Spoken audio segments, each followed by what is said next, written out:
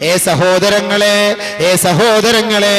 ലോകൈക ഗുരു മുഹമ്മദ് മുസ്തഫ സല്ലല്ലാഹു അലൈഹി വസല്ലമ തങ്ങൾ പരിശുദ്ധമായ ഹിജാസിന്റെ മണ്ണിൽ ചവിട്ടിക്കൊണ്ട് 21ാം നൂറ്റാണ്ടിൽ താമസിക്കുന്ന മുസ്ലിമേ, നിനക്ക് വേണ്ടി പറഞ്ഞു തരുന്ന പ്രഖ്യാപനമാണ്. ആ പ്രഖ്യാപനത്തിന് നീ ചെവി കൊടുത്തില്ല എങ്കിൽ നീ കുടുംബ ജീവിതത്തിൽ ധാരാളം അസഹ്യതകൾ ഏറ്റുവാങ്ങേണ്ടി വരും. ലാ തുസവ്വിജൂഹുന്ന ലിഹുസ്നിഹിൻ, പെണ്ണിനെ അവളുടെ സൗന്ദര്യം മാത്രം നീ വിവാഹം കഴിക്കല്ലേ. അങ്ങനെ നീ വിവാഹം കഴിച്ചാൽ അങ്ങനെ എങ്ങാനും നീ വിവാഹം കഴിച്ചാൽ അവൾ നിന്റെ വാക്കുകൾക്ക് മറികടന്നേക്കാം. നിന്റെ നിന്റെ നിർദ്ദേശങ്ങളെ അവൾ മറികടന്നേക്കാം. നിന്റെ വാക്കുകൾ അവൾ സ്വീകരിക്കുകയില്ല. നിന്റെ വാക്ക് സ്വീകരിക്കണമെങ്കിൽ നിനക്ക് പറ്റിയ യോജിച്ച പെണ്ണിനെ കിട്ട്.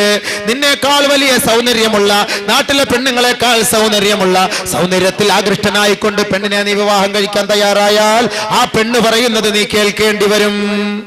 നിനക്കോട്ട് ഒഴിവാക്കാനും പറ്റൂല. വീണ്ടും റസൂലുള്ള പറഞ്ഞു, ലാ തുസവ്വിജൂഹുന്ന ലിമാലിഹിൻ ഫഅസാ മാലുഹുൻ അയ്യുത്ഗിയഹുൻ. സമ്പത്ത് മാത്രം ആഗ്രഹിച്ചുകൊണ്ട് നീ കല്യാണം കഴിക്കല്ലേ. സമ്പത്ത് മാത്രം പ്രതീക്ഷിച്ചുകൊണ്ട് വിവാഹം കഴിക്കല്ലേ.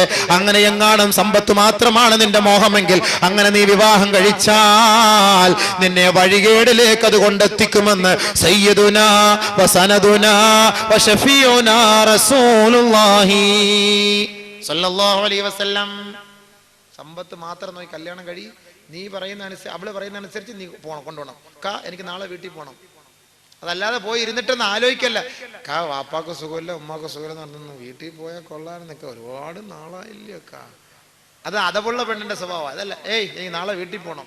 അത് ഞാൻ കാണില്ല, ഞാൻ എറണാകുളത്ത് അത് പോയിക്കോ. ഞാൻ ആ ചെറുക്കനെ വിളിച്ച് വണ്ടി ഓടിച്ചു, ഞാനങ്ങ് പോയിക്കോളാം. ആ ചെറുക്കൻ അപ്പുറത്തെ ഷാജി അവൻ വരും വണ്ടി ഓടിച്ചോണ്ട്, നിങ്ങളങ്ങ് പോയിക്കോ, നിങ്ങൾ എറണാകുളത്ത് പോയിട്ട് നേരെ അങ്ങോട്ട് വന്നേച്ചാൽ മതി, ഞാൻ അവിടെ കാണും. ആ ശരി, ഷാജി നാളെ ഇവിടെ ഒന്ന് അങ്ങോട്ട് വിട്ടേക്കണേ. തീർന്ന് ഇടങ്ങേറ്. ചിലപ്പോൾ ആ പോക്ക് എങ്ങോട്ടാന്ന് അറിയില്ല, നേരെ അങ്ങ് പോവും. ഷാജിയായിട്ട് അവളങ്ങ് പോവും. കാര്യങ്ങൾ അങ്ങനല്ലേ പോക്ക്, കാര്യങ്ങൾ അങ്ങനല്ലേ ഇന്നത്തെ പോക്ക്. നമുക്ക് യോജിച്ച പെണ്ണാണ്. ദീൻ ഉള്ള പെണ്ണിനെ കെട്ട്. ദീനുള്ള പെണ്ണിനെ കെട്ടിക്കഴിഞ്ഞാൽ നിന്റെ ജീവിതത്തിൽ എല്ലാ ഭാഗങ്ങളും ക്ലിയർ ആയിരിക്കും, ഹൈറായിരിക്കും. നിന്റെ ജീവിതത്തിന്റെ സകലമാന മേഖലകളും ഹൈറായിരിക്കും, നിനക്ക് അനുകൂലമായിരിക്കും ദീനുള്ള പെണ്ണിനെ നീ തിരഞ്ഞെടുത്താൽ. ആര് തിരഞ്ഞെടുത്തു? പ്രവാചകന്മാർ, സഹാബാക്കൾ, താബിഈങ്ങൾ, തബഅ താബിഈങ്ങൾ, അയിമ്മത്തുൽ മുജ്തഹിദീങ്ങൾ, സാലിഹീങ്ങൾ, ഫുഖഹാക്കൾ, ഖുറമാക്കൾ, ഉലമാക്കൾ ദീനീ നിഷ്ഠയുള്ള ബോധമുള്ള പെണ്ണിനെ തിരഞ്ഞെടുത്തപ്പോൾ അവരുടെ ജീവിതത്തിൽ എല്ലാവിധ ഖൈറാത്തുകളും ബർക്കാത്തുകളും അല്ലാഹു നൽകി. ബഹുമാനപ്പെട്ട ഉമർ അൽ ഫാറൂഖ് റളിയല്ലാഹു അൻഹു ഒരു ദിവസം രാത്രി പട്ടണ പ്രദക്ഷിണം നടത്തുമ്പോൾ, രാത്രി ഇങ്ങനെ അവസ്ഥകളൊക്കെ മനസ്സിലാക്കുമ്പോൾ ഇങ്ങനെ വരുമ്പോ ഒരു വീട്ടിലൊരു ചെറിയ വെളിച്ചം കാണുന്നു. അറിയാലോ സംഭവം എന്താ? സംഭവം പറയല്ല, നിങ്ങളെ ചിന്തയിലേക്ക് ഞാൻ കൊണ്ടുവരാൻ വേണ്ടിയാണ്, ശ്രദ്ധിക്കാൻ വേണ്ടിയാണ്. ആ വീട്ടിലൊരു വെളിച്ചം കാണുന്നു. എന്താണ് ആ വെളിച്ചം? ഉമ്മയും മകളും തമ്മിൽ വഴക്ക്. എന്താ വഴക്ക്? പാലിൽ വെള്ളം ചേർക്കണമെന്ന് ഉമ്മ, വേണ്ട എന്ന് മകൾ.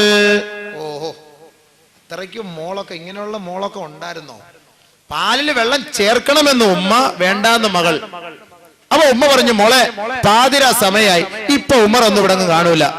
ഉടനെ മകള് പറഞ്ഞ വാക്ക്, ഉമറിനെയും എന്നെയും ഉമ്മയെയും സൃഷ്ടിച്ച ജഗന്നിയന്താവായ തമ്പുരാനുണ്ടല്ലോ ഉമ്മ, അനന്തവിശാലമായ ആകാശത്തെ സൃഷ്ടിച്ച തമ്പുരാൻ, അനന്തകോടി താരകങ്ങളെ സൃഷ്ടിച്ച തമ്പുരാൻ, താരാപഥങ്ങളെ, ഉൽക്കകളെ, ഉപഗ്രഹങ്ങളെ, ഗ്രഹങ്ങളെ സൃഷ്ടിച്ച തമ്പുരാൻ, ആ തമ്പുരാൻ ഇതെല്ലാം സസൂക്ഷ്മം വീക്ഷിക്കുന്നുണ്ട് ഉമ്മ. ഉമറിനെ അല്ല നാം തൃപ്തിപ്പെടുത്തേണ്ടത്, ആ തമ്പുരാൻ ഇതെല്ലാം കാണുന്നുണ്ട് ഉമ്മ. അതുകൊണ്ട് ആ തമ്പുരാനെ ഭയപ്പെടണം ഉമ്മ. ഇത് ഉമർ കേട്ടു. എന്റെ ഭരണത്തിന്റെ കീഴിൽ ഈ കുടിൽ വ്യവസായത്തിൽ ഇങ്ങനെയൊക്കെ ഉള്ള പെണ്ണുങ്ങളുണ്ടോ? പിറ്റേ ദിവസം ഉമർ അൽ ഫാറൂഖ് റളിയല്ലാഹു തആല അൻഹു ദൂതനെ വിട്ട് ഈ പെണ്ണിനെ വിളിപ്പിച്ചു. പെണ്ണപ്പഴേ മനസ്സിലാക്കി. അല്ലാഹ് പോയി ഇടങ്ങേറായി. ഉമർ ഇന്നലെ അറിഞ്ഞ സംഭവം. കാരണം ഉമർ വിളിച്ചെന്ന് പറഞ്ഞു കഴിഞ്ഞാൽ അതാണ്. കാരണം ഉമർ കരുനാഗപ്പള്ളിയിൽ നിന്ന് കൊല്ലത്തേക്ക് പോകുന്നു, പിശാച് കൊല്ലത്ത് നിന്ന് കരുനാഗപ്പള്ളിയിലേക്ക് വരുന്നു എന്ന് എങ്ങനെയെങ്കിലും പറഞ്ഞു കഴിഞ്ഞാൽ കുറ്റിവട്ടത്തെത്തുന്നതിന് മുമ്പേ അവിടുന്ന് തിരിഞ്ഞ് KMML അവിടുന്ന് വലത്തോട്ട് തിരിഞ്ഞ് റൗണ്ട് അടിച്ച് അങ്ങോട്ട് പോയി കളയും. ഇങ്ങോട്ട് വരാനൊക്കത്തില്ല. അപ്പൊ അത്രയ്ക്കും പിശാചിന് പോലും ഉമറിനെ പേടിയാണ്. അപ്പൊ ഉമർ അൽ ഫാറൂഖ് റളിയല്ലാഹു അൻഹു വിളിക്കുന്നു പറഞ്ഞപ്പോൾ മനസ്സിലായി, എന്റെ തല പോയി, തീർന്നു. ഉമ്മ ഞാൻ അന്നേരം പറഞ്ഞില്ല, പോയി അവിടെ പോയി നിന്നു.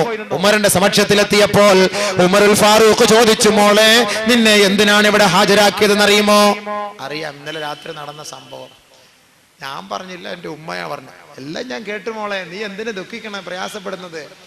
നിന്റെ ആ പാതിരാ സമയത്തുള്ള സംഭാഷണം ഈ ഉമർ വീക്ഷിച്ചു പോയി, കേട്ടുപോയി.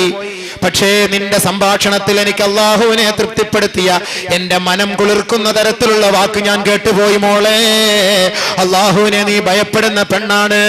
പാവപ്പെട്ട കുടിലിൽ ചെറ്റക്കുടിലിൽ താമസിക്കുന്ന പാൽക്കാരി പെണ്ണിന്റെ മോളെ, മദീന പട്ടണത്തിന്റെ കടിഞ്ഞാൻ പിടിക്കുന്ന മഹാനായ അമീറുൽ മുഅ്മിനീൻ ഉമറുൽ ഫാറൂഖിന്റെ മകന് ബഹുമാനപ്പെട്ട ഉമറുൽ ഫാറൂഖ് ആ പെണ്ണിനെ വിവാഹം കഴിച്ചു കൊടുക്കുകയാണ്. ഓ, രാജ്യത്തിന്റെ കിരീടാവകാശി നാട്ടിലുള്ള ലക്ഷം വീട് കോളനിയില് അല്ലെങ്കിൽ റെയിൽവേ പുറമ്പോക്കില് താമസിക്കുന്ന സുന്ദരിയും സുശീലയുമായ പതിവ്രതയായ നല്ല സുന്ദരിയായ ദീനീ ബോധമുള്ള ഒരു പെണ്ണിന് അവളുടെ കുടുംബമോ അവളുടെ വീടോ അവളുടെ കൊട്ടാരമോ ഒന്നും നോക്കിയില്ല. അന്യപുരുഷനെ നോക്കാതെ അള്ളാഹുവിനെ രാത്രിയും പകലുമെന്നില്ലാതെ ഒളിഞ്ഞും തെളിഞ്ഞും രഹസ്യത്തിലും പരസ്യത്തിലും അള്ളാഹയെ സൂക്ഷിക്കുന്ന ഈ പെണ്ണാണ് എന്റെ മകന് സഖിയായി വരേണ്ടതെന്ന് മനസ്സിലാക്കി മദീന പട്ടണത്തിൽ കടിഞ്ഞാൻ പിടിക്കുന്ന മഹാനായ വീരശൂര പരാക്രമിയായ ഉമറുൽ ഫാറൂഖ് റളിയല്ലാഹു തആല അൻഹു തന്റെ മകനായ ആസിം റളിയല്ലാഹു അൻഹുവിന് ഫാത്തിമ എന്ന് പറയുന്ന പാൽക്കാരിയെ കെട്ടിച്ചു കൊടുത്തു. നമ്മൾ ചെയ്യുവോ? ഒന്ന് ആലോചിച്ച് നോക്ക്, നമ്മൾ ചെയ്യുവോ? ഉമറുൽ ഫാറൂഖ് ചെയ്ത ജീവിതം എന്താ ഇവിടെ തെരഞ്ഞെടുത്തത്? ദീനി നിഷ്ഠയുള്ളവനെ തെരഞ്ഞെടുത്തു. അവരുടെ രണ്ടുപേരുടെയും വൈവാഹിക ജീവിതത്തിലൂടെ, ദാമ്പത്യ ജീവിതത്തിലൂടെ ലൈല എന്ന ഒരു മഹദിയെ അവർ ജന്മം നൽകി. ലൈല എന്ന മഹദിയിലൂടെ പാരമ്പര്യമായി ലൈലയിൽ നിന്ന് വന്ന കുട്ടിയാണ് ഭാവി കാലങ്ങളിൽ അറിയപ്പെട്ട രണ്ടാം ഉമർ എന്നറിയപ്പെട്ട മദീനയെ അടക്കി വാണിരുന്ന മഹാനായ ഉമർ ബിൻ അബ്ദുൽ അസീസ് റളിയല്ലാഹു അൻഹു. സക്കാത്തിന്റെ വിഹിതങ്ങൾ മുഴുവൻ ശേഖരിച്ചിട്ട് മദീനയിൽ ഒരു പാവപ്പെട്ടവൻ പോലും സക്കാത്ത് വാങ്ങിക്കാൻ അർഹനല്ല എന്ന് മനസ്സിലാക്കി, ഒരു സക്കാത്ത് വാങ്ങിക്കാൻ ഒരു പാവപ്പെട്ടവൻ പോലും ഇല്ല എന്ന് മനസ്സിലാക്കിയ മഹാനായ ഉമർ ബിൻ അബ്ദുൽ അസീസ് അദ്ദേഹത്തിന്റെ ഭരണകാലത്ത് ആദ്യമായി മദീനയിൽ നിന്ന് സക്കാത്തിന്റെ വിഹിതം അന്യനാട്ടിലേക്ക് അയച്ചത് മഹാനായ ഉമർ ബിൻ അബ്ദുൽ അസീസിന്റെ കാലഘട്ടത്തിലാണ്. ആ ഉമർ ബിൻ അബ്ദുൽ അസീസ് പരമ്പരാഗതമായി ഏത് കുടുംബത്തിൽ നിന്ന് വന്നതാണ്? മഹാനായ ഒന്നാം ഉമറിന്റെ കുടുംബത്തിൽ നിന്ന് ജനിച്ചത് വീണതാണ്. ആ മഹാനായ ഉമർ ബിൻ അബ്ദുൽ അസീസ് വളരെ തുച്ഛമായ വേതനം പറ്റിക്കൊണ്ടാണ് സർക്കാർ ജോലി ചെയ്തത് എങ്കിൽ, ബഹുമാനമുള്ളവരെ, സർക്കാർ ജോലിയിൽ കൃത്യനിഷ്ഠത പാലിച്ചിരുന്ന ഉമർ ബിൻ അബ്ദുൽ അസീസിന്റെ കൈകളിലായിരുന്നു ഖജനാവിന്റെ താക്കോൽ. ഒരു ദിവസം അദ്ദേഹം ഖുർആൻ പാരായണം നടത്തിക്കൊണ്ടിരിക്കുന്നു. അദ്ദേഹത്തിന്റെ കയ്യിൽ ഒരു ചെറിയ വിളക്കുണ്ടായിരുന്നു. പാണ്ടക്കെട്ടിൽ നിന്ന് വിളക്കെടുത്ത് കത്തിച്ചു വെച്ച് പരിശുദ്ധ ഖുർആൻ പാരായണം ചെയ്യുന്ന ഉമർ ബിൻ അബ്ദുൽ അസീസിനെ തന്റെ അനുയായികൾ കണ്ടപ്പോൾ പറഞ്ഞു, മഹാനവറുകളെ, എന്തിനാണ് അങ്ങയുടെ പാണ്ടക്കെട്ടിൽ നിന്ന് വിളക്കെടുത്ത് വെച്ച് കത്തിച്ച് ഖുർആൻ പാരായണം നടത്തുന്നത്? ഇത് സർക്കാരിന്റെ സ്ഥാപനമാണല്ലോ, ഗവൺമെന്റിന്റെ സ്ഥാപനമാണല്ലോ, അതിന്റെ അധികാരം അങ്ങേക്കാണല്ലോ, അങ്ങേക്ക് ഇതിന്റെ താക്കോലുണ്ടല്ലോ, അങ്ങേക്ക് എന്തിനാണ് ഗവൺമെന്റ് വിളക്ക് തന്നിരിക്കുമ്പോൾ ആ വെളിച്ചത്ത് വെച്ച് ഖുർആൻ പാരായണം നടത്തിക്കൂടെ? എന്തിനാണ് മഹാനവറുകളെ അങ്ങയുടെ വിളക്കിലെ വെളിച്ചം, അങ്ങയുടെ വിളക്കിലെ എണ്ണ കത്തിച്ചു കളയുന്നതെന്ന് ഒരു അനുയായി ചോദിച്ചപ്പോൾ മഹാനായ ഉമർ ബിൻ ഫാറൂഖ് പറഞ്ഞു, ഉമർ ബിൻ അബ്ദുൽ അസീസ് പറഞ്ഞു, ഏ സഹോദരാ, ഗവൺമെന്റ് എനിക്ക് വിളക്ക് തന്നത് എനിക്ക് ഖുർആൻ ഓതാനല്ല, ഈ മദീനയുടെ ജോലി ചെയ്ത് പൂർത്തിയാക്കാനാണ്. ഗവൺമെന്റ് എനിക്ക് ഉത്തരവാദിത്വം തന്നിട്ടുണ്ടെങ്കിൽ ആ ഉത്തരവാദിത്വം പൂർത്തീകരിക്കാനാണ് ഈ വിളക്ക് കത്തിച്ചു തന്നത്.